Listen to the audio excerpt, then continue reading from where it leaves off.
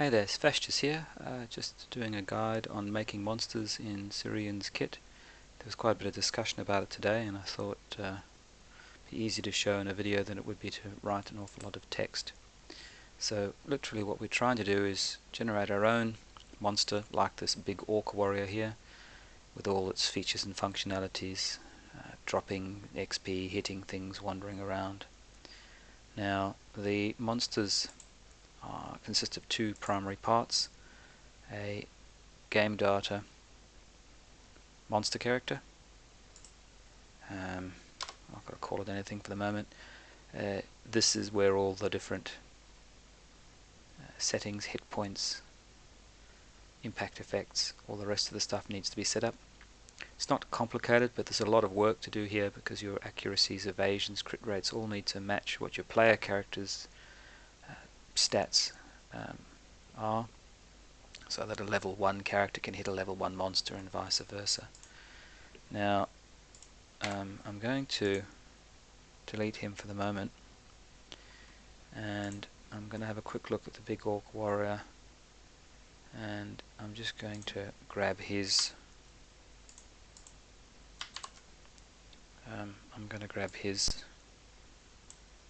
game data entity,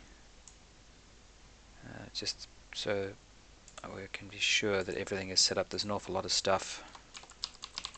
Just call it a skeleton, and in that we'll call that a skeleton. There's a lot to it. Attributes define things, hit points, aggressiveness or not, what skills he's got, the rest of the stuff. There's an awful lot to set up, so you don't really want to see me do that for the next 25 minutes, so we'll duplicate that one. Now the second thing we need is an actual model and a variety of animations. So these are models that came with one of Suriyun's other assets. We'll grab skeleton. It's in the same format as the default demos, same look, same transform, so it just fits very well in the game. Now these things need a lot of scripts, and I will add in the scripts that you'll need to add to the bottom of the sort of the comments below in the YouTube video, and the same in Patreon, because there's a lot to be added. Sort of the first thing we need to add is a monster. See, that's not even the right one. There's a lot to add. Is a monster character entity. Now the monster character entity will add another 4 other scripts. Model manager is just to do with the server and client discussing the models. Character recovery component is the script that allows the monster to heal over time and to gain mana over time. Character skill and buff component script is the script that handles skill attacks and buffs and debuffs. This is just an identity used by the server and client, and this is our entity script where a lot of stuff happens. This model here is one of the very important ones. We need to add a game entity model to this link.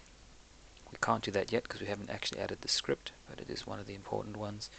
The next important things are these transforms. This is the point on the model in 3D space where the various items occur. So text combat is where the floaty damage text occurs. Where on this model will the floaty damage text come off of? Melee damage transfer is where, when this model is hit, will the melee damage effect be played. Similarly with missile damage. Character UI is the name and current hit points sort of thing. Where will it be displayed? And minimap is where on this model is the minimap going to use as its primary reference point. Now some of these can be used twice. We will add I think 4 game objects to the skeleton, just empty game objects. They'll create a plain ordinary game object that is just a transform. So we have a text transform, we'll have a damage transform, we've got a character UI transform, and a minimap UI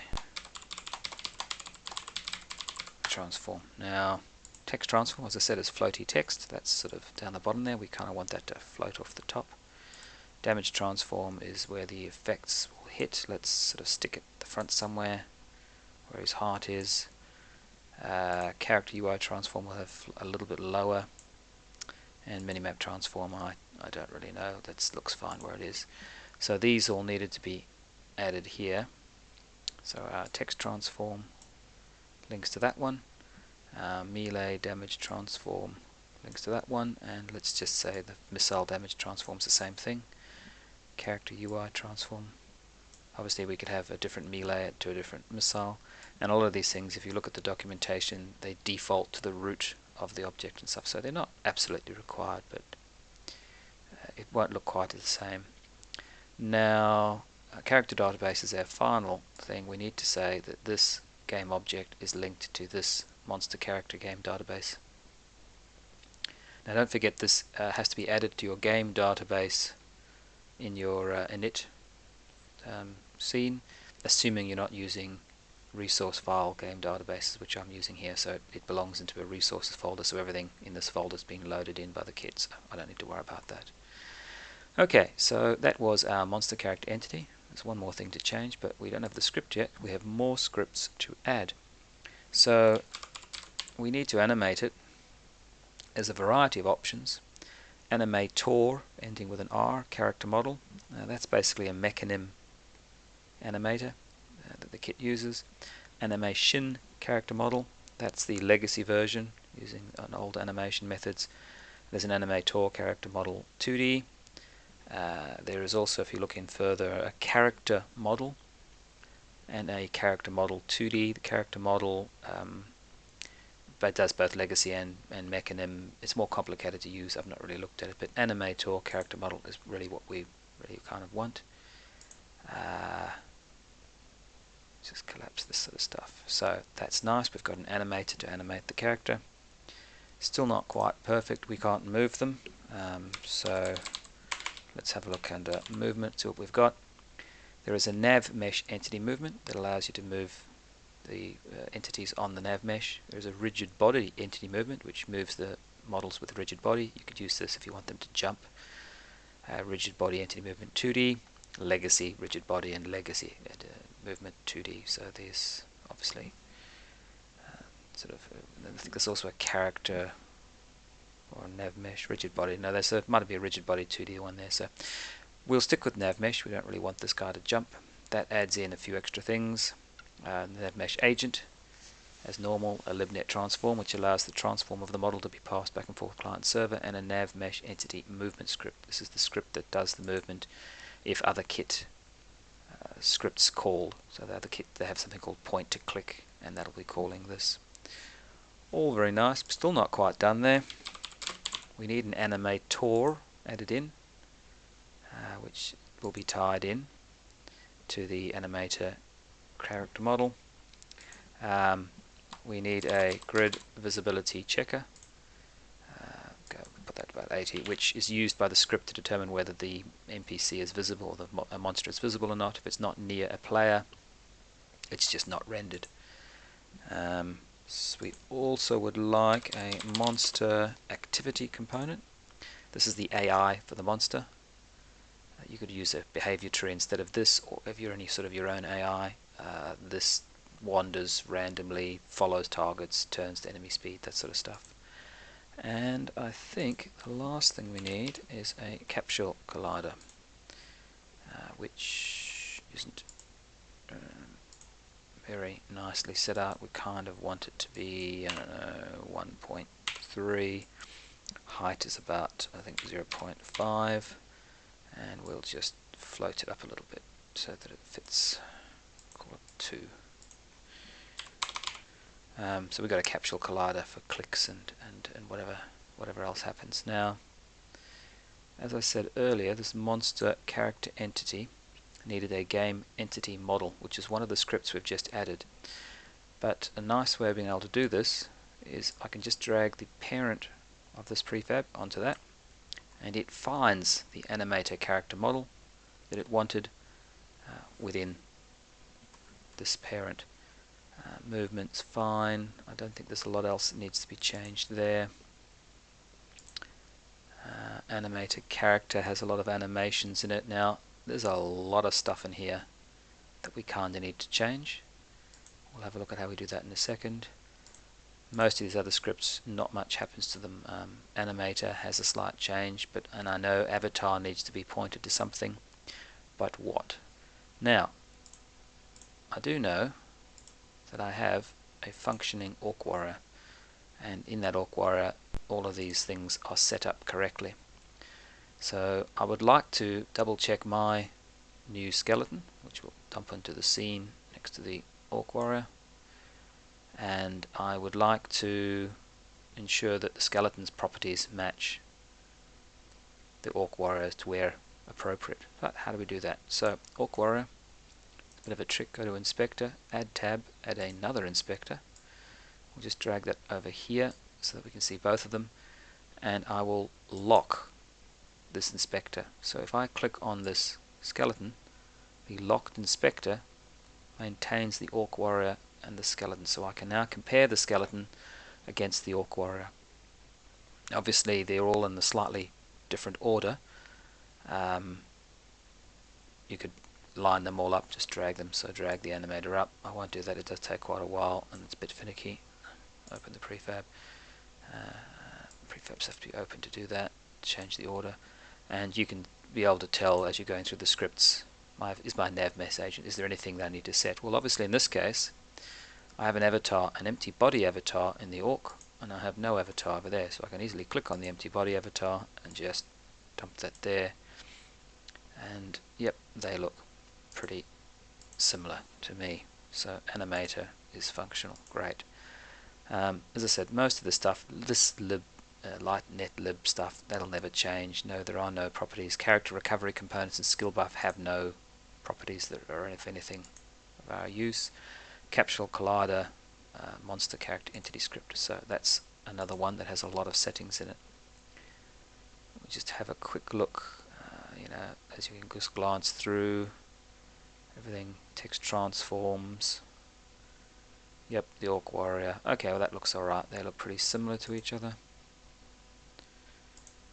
And nav mesh agents don't really change all that much. Another transform. Entity movements, just a control script. Grid visibility is control script. Capsule Collider. But what have we got? Our animator character model script is going to be quite different. Now there's a lot of stuff that needs to be set up here. This is where you set up all your animations. So for example, there's hiding objects. When you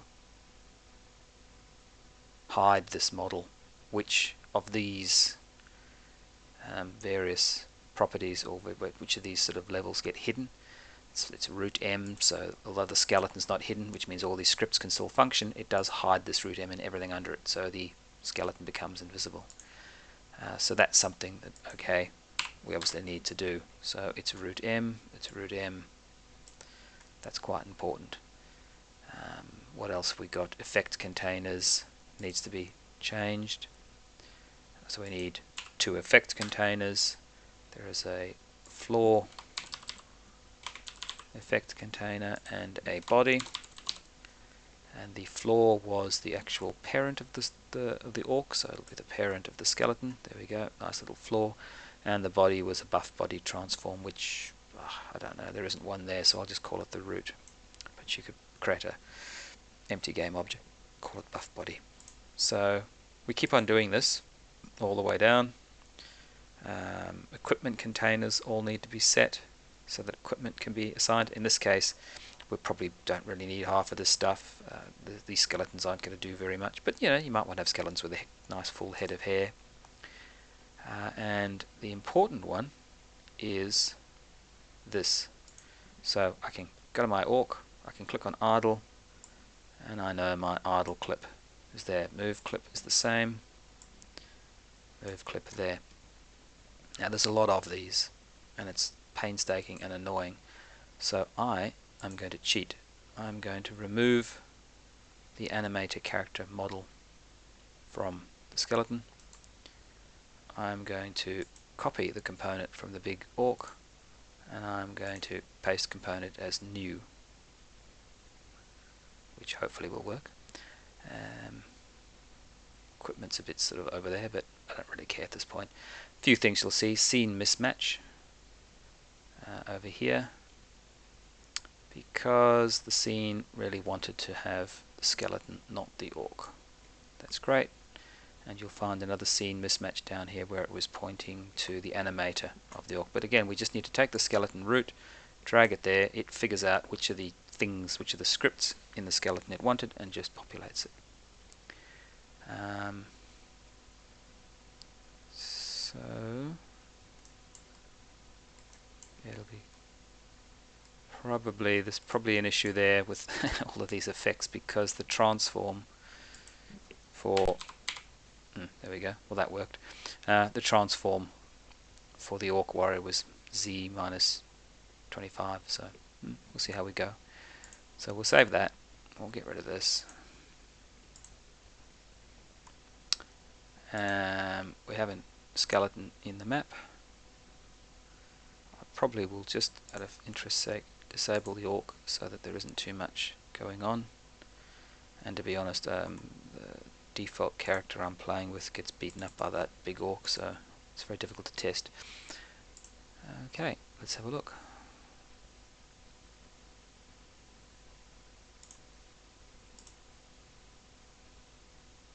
And there's our skeleton. Click on him, the little UI appears down the bottom, and floaty text, and he dies, and he drops loot. He will fight essentially the same as the big orc does. He reappears, respawns, skeleton, and that's it. You now have a functional monster character entity in your game that is somebody else. If you have any more questions or anything, or if this is all a bit too confusing, let me know and I'll have another swing at it. Probably the most complicated part of it is really getting this sort of folder structure laid out. I'm using the Suriyun stuff, so it was already pre-laid out in the same format. I think a lot of these modeling apps on import of humanoid characters have the same sort of structure, sort of mechanism structure, I believe. So all the names should be the same. But anyway, give me a shout in the comments if you've got any issues, and we'll talk later. Cheers.